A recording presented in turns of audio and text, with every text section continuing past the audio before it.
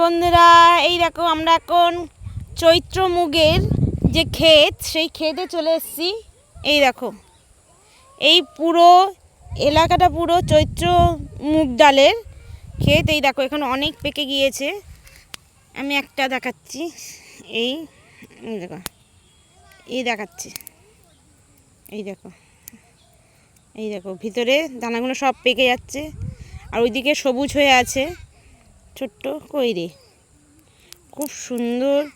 দেখুন এই দেখুন, এইগুলো এবার ছাড়াতে হবে, ছাড়িয়ে আর মেশিনে দিলে এটা ফেটে যাবে, দিলে আমাদের যে মুগ ডাল আমরা খাই সেই মুগ ডাল হয়ে যাবে। এই দেখতে পাচ্ছেন কত বড় ক্ষেতটা, দেখুন এই দেখুন,